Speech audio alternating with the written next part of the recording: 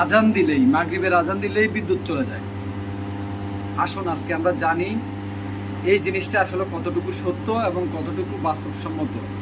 অনেকেই বলে যে বিদ্যুৎ অফিসে যেই লোক আছে এই লোক মনে হয় হিন্দু বা অন্য কিছু, কারণ নামাজের সময় হলে বিদ্যুৎটা বন্ধ করে দেয়। আসলে কি বাস্তবতা কি আসলে সেটা?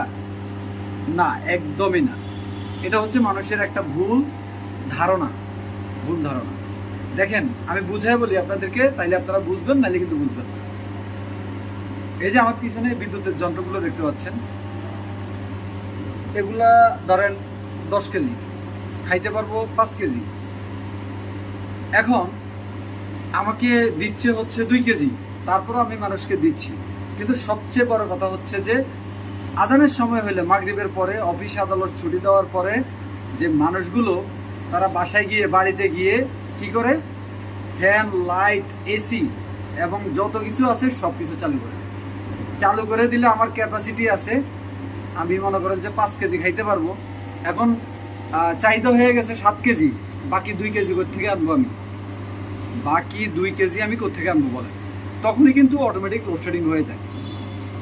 তখন অটোমেটিক লোড বাড়ার কারণে অটোমেটিক লাইনও বন্ধ হয়ে যায়। দেখা গেল যে একসাথে অনেকগুলা এসি যখন ছাইরা দেয় তখন লোডে কুলায় না। আর আপনারা কি বলেন যে এই যে আজান দিছে বন্ধ করে দিছে। আসলে বিষয়টা এমন না।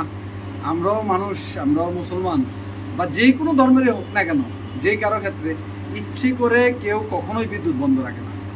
এটা মাথায় রাখবেন, ইচ্ছে করে বন্ধ রাখার কোনো ক্ষমতাই আমাদের হাতে নাই। শুনেন, আমাদের হাতে ইচ্ছে করে বিদ্যুৎ বন্ধ রাখার কোনো ক্ষমতা নাই। এটার জন্য কফিয়ত দেওয়া লাগে সরকারের কাছে। অসম্ভব, এটা সম্ভব না। সুতরাং আমি যদি কাস্টমারে আমার বিদ্যুৎ দিতে পারি তাহলে সরকারের লাভ হবে, দেশের লাভ হবে, আমার লাভ হবে। বিদ্যুৎ বন্ধ রেখে আমার লাভটা কি? কোনো লাভ নেই।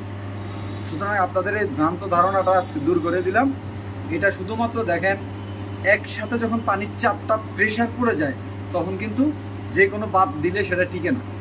ঠিক একইভাবে যখন আজানের সময়, ওই সময় মানুষ বাসায় গিয়ে বিভিন্ন জায়গায় গিয়ে এসি মেসি চালু করে দেওয়ার পরে হঠাৎ করে দেখবেন যে লাইন বন্ধ হয়ে যায়। দোষটা পড়ে আমাদের। সুতরাং না বুঝে না শুনে কাউকে গালিগালাজ করবেন না। আগে জানুন, আগে শুনুন। বিদ্যুতে যারা চাকরি করে তারাও মানুষ।